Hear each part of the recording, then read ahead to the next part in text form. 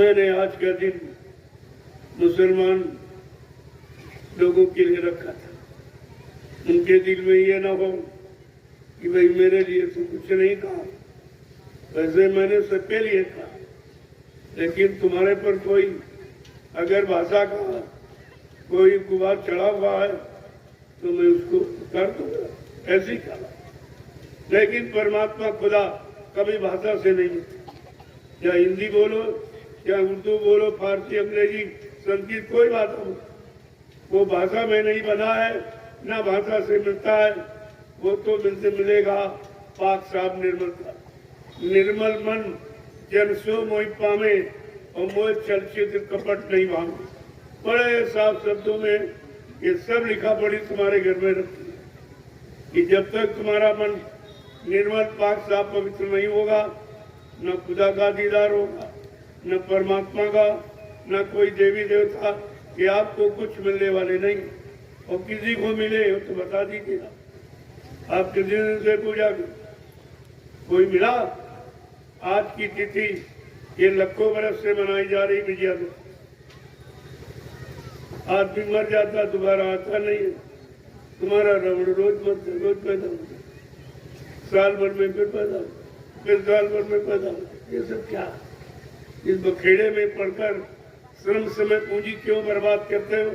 जाओ संतों महात्मा फकीरों के कदमों में कदम पोशी करो, उनसे खिदमत करो, सेवा करो, और अगर खुश हो जाएंगे ये सब बख्शीश आपको दे, सारी खैरात के रूप में आपको मिल जाए। उसका कोई पैसा नहीं लगता। और ये सांसारी वस्तुओं में पैसा पड़ता, आध्यात्मिक वस्तु में कोई पैसा नहीं। परमात्मा पाने में कोई रुपए पैसे की जरूरत, कोई जात पाति की जरूरत नहीं, कोई स्थान मंदिर बनाने की आवश्यकता नहीं, क्योंकि परमात्मा ने अपने पाने के लिए ये मनुष्य रूपी मंदिर पहले बना के तैयार कर और इसी में अपनी सच्ची मूर्ति जीवात्मा को बैठाना, यानी रूह को बैठाना। अब ना मुसलमान रूह को समझ रहे, न हिंदू आत्मा को समझ, दोनों बेचारे भ्रमित हो गए। जिस मस्जिद में तो आवाज लगाते हो उसमें खुदा की रूह है। अरे खुदा की रूह उसमें बैठी है तो खुदा का दीदार तो रूह करेगी। जिसम शरीर से दर्शन दीदार खुदा परमात्मा का नहीं होता। आत्मा परमात्मा का अंश है, आत्मा परमात्मा से मिलेगी और रूह खुदा का कतरा है, जर्रा है, तो रूह खुदा से मिलेगी। ये शरीर वरीर कुछ, ये तो कबर है, खोल है। जीवात्मा रूह का एक खोल और कबर, इसके अंदर वो सुरक्षित है। अब यह है इसकी महिमा, कौन जानते हैं? आत्मा की महिमा कोई महात्मा और रूह की महिमा कोई फकीर। चाहे तुम फकीर को, चाहे संत को, महात्मा को एक ही, कोई अंतर नहीं। चाहे खुदा को, भगवान को एक ही बात, चाहे मुरीद को, चाहे भक्त को एक ही बात, उसमें कोई अंतर नहीं। अंतर तुम्हारे अंदर, जिसको तुम अभी तक निकाल नहीं पाए। और जब तक ये अंदर वाला अंतर यानी शंका संदेह भूल भ्रम ये समाप्त नहीं होगा, तब तक किसी की रूह न जगेगी न खुदा से मिले। ये काम आपका नहीं हो सकता। तो ये फकीरों के जरिए, खुदा तुम्हारे जरिए नहीं, फकीरों के, ईंट पत्थर मकानों के जरिए नहीं, कोई कागज किताब पढ़ने से नहीं, कोई आनी पानी में नहाने धोने से नहीं, कोई तीरथ मूर्त में नहीं, वो फकीरों के जरिए। फकीर खुदा के जानशीन होते। अगर उनसे आप मोहब्बत करना सीख जाओ, कदम पोशी करना, खिदमत और सेवा, तो वो खुश हो जाएंगे और ये बख्शीश आपको दे। अन्यथा एक कहीं नहीं, चाहे काबा जाओ या कहीं, कुछ सुन रहा है। महापुरुषों ने बड़े ही तौर तरीके से मानव इंसान को समझाने की कोशिश, और हर भाषा में, लेकिन वो एक, जैसे आम को आम कहो, अगर अंग्रेज मैंगो कह दे तो क्या स्वाद बदल जाए? क्या यूटिलिटी उपयोगिता आम की कम हो जाएगी? तुम्हारी भाषा से कुछ होने वाला है। उसकी भाषा अंदर का स्वाद है। उस स्वाद को तुम किसी भाषा में वर्णन करने लगो, लेकिन स्वाद का वो बगैर चखे आप वर्णन करके नहीं बता सकते हो।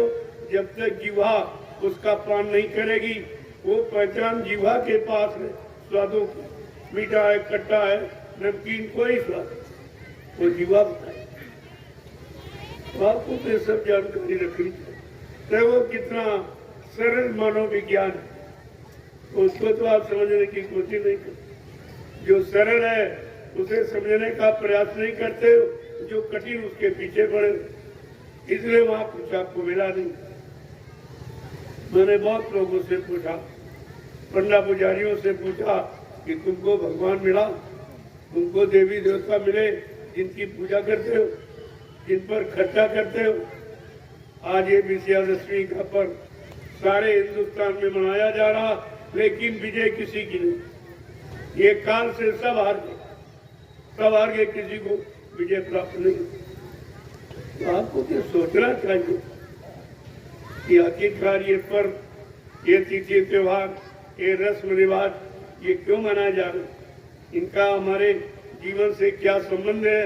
हमारे जीवन को ये क्या देंगे और क्या इससे मिलेगा? कम से कम आपको विचार करना चाहिए।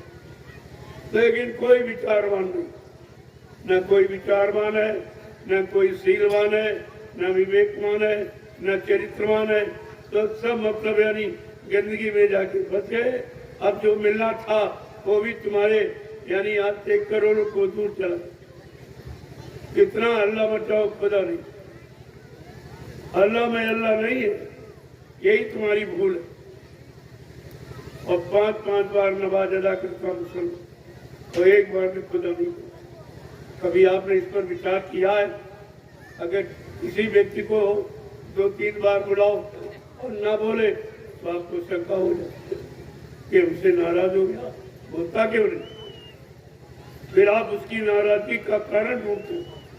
लेकिन 5-5 बार नमाज अदा करने के बाद भी यानी खुदा आज तक आपको नहीं मिला, तो फकीरों के पास जाके उनसे पूछे कि मैं 5-5 बार नमाज अदा करता, खुदा को बुलाता हूँ, लेकिन खुदा एक बार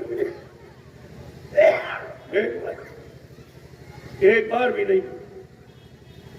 तो कहाँ आपने पूछा?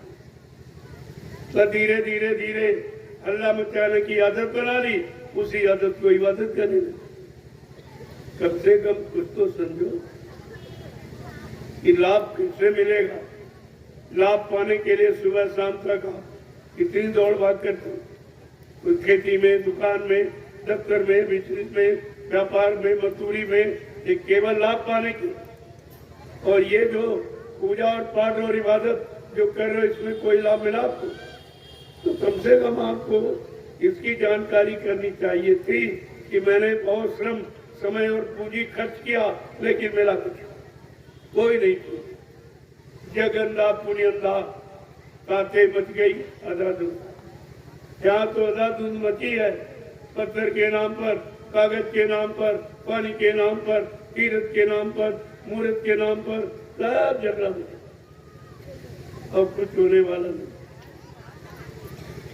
रोज रावण को बनाते हो, लाखों करोड़ों रुपए खर्च किया और एक माचिस की तीली लगाए। ये कौन सी बुद्धिमानी? अरे तुम रावण को नहीं जलाते हो, अपनी संपत्ति में आग लगा। यही आप तक नहीं समझ पाए हो कि हम ये कर क्या रहे। क्या इससे रावण मर गया? अरे वो एक रावण यानी मतलब त्रेता में था, अब तो घर का रावण। तुम्हारे कागज का रावण जलाने से एक भी रावण नहीं, और घर घर तैयार हो, हर घर में बता। ये सब जो कर रहे हो, क्या करनी पर कभी विचार करते हो कि हमारी करनी कौन सा लाभ पाने वाली? कुछ नहीं मिला।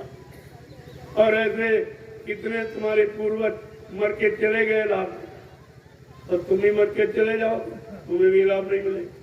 क्योंकि जानकारी करने की कोशिश कोई करता नहीं। जो जानकार है, संत महात्मा फकीर, उनसे आप मिलोगे नहीं, उनके पास जाओगे नहीं। जब उनके पास नहीं जाओगे तो वो दिव्य ज्ञान तुम्हें कहां से सच्चा ज्ञान मिले।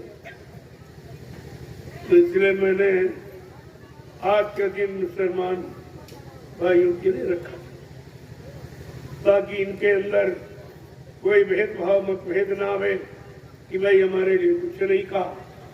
मैं तो संपूर्ण मानव जाति के लिए कह रहा हूं। हमारी आपकी एक ही जाति है, मानव जाति। हमारा सबका एक ही मजहब धर्म है, मानव धर्म। इन मानव जातियों में एक ही जीवात्मा रूह है। इन जीवात्माओं रूहों का मालिक एक ही खुदा भगवान, दूसरा नहीं। तो क्या नहीं बताया? अरे सब तो बताया जा, लेकिन तुम्हारा सुनने के लिए तुम्हारे पास कान नहीं है, देखने दीदार दर्शन के लिए आंख नहीं है। मतलब यानी तो वो चीज है ही नहीं तो आप सुनो समझो। इन आंखों से तो संसार देखा जाए, भगवान खुदा इन आंखों से नहीं। उसको खुदा भगवान के दर्शन दीदार के लिए खुदा ने अपनी रूह में एक आंख रखी, जिसे दिव्य आंख, ज्ञान चक्षु, शिव नेत्र और थर्ड आई कहते, और वो सब देखा। ऐसा नहीं, खुदा ने कोई मतभेद नहीं किया, परमात्मा ने कोई मतभेद नहीं किया। सबकी जीवात्मा रूह के अंदर एक आंख और एक कान और एक नाक मौजूद। वो उधर, वो आंख उधर देखती, वो कान उधर की आवाज सुनता। इसी आवाज को हिंदू महात्माओं ने कहा ब्रह्मवाणी, आकाशवाणी, अनहत वाणी, ईश्वरवाणी।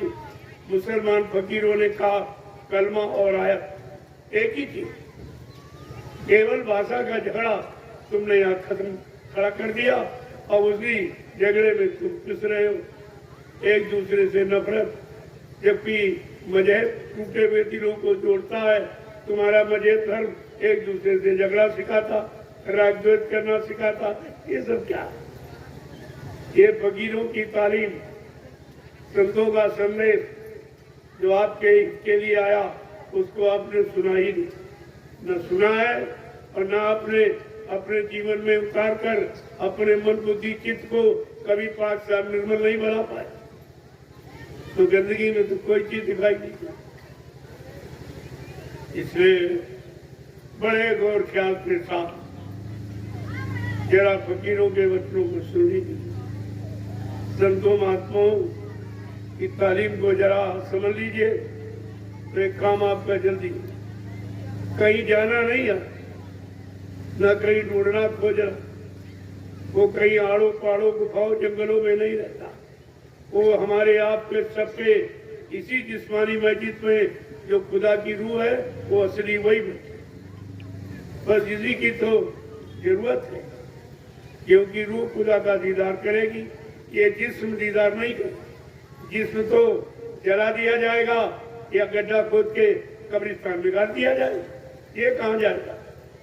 और इसी जिस्म शरीर के लिए इतने दीवाने हो कि रात दिन झूठ और छल, कपट और बेईमानी और हिंसा और मारकाट, ये सब आते और शरीर नहीं पड़ा, इससे कोई काम नहीं होगा। और इसी शरीर में एक जवान लगी है, उसके स्वाद के लिए आपने खुदा परमात्मा के बनाए लाखों जीवों को मार काट के खा जाओगे जब तक कब्रिस्तान में जाओ। ये कौन माफ करेगा? तुमने कोई जीव तो बनाया नहीं कि आपने कोई पशु, कोई पक्षी, कोई कीड़ा मकोड़ा, कोई जंगली जानवर क्या आपने बनाया? जब बनाया नहीं, तुमको मारने काटने का अधिकार किसने दिया? यही आपके गुनाह पाप है जो खुदा का दीदार नहीं करने दिए। और महात्मा फकीर इसी से आपको नजात दिलाते। ये बच्चों को सुन लो तो बच जाओगे।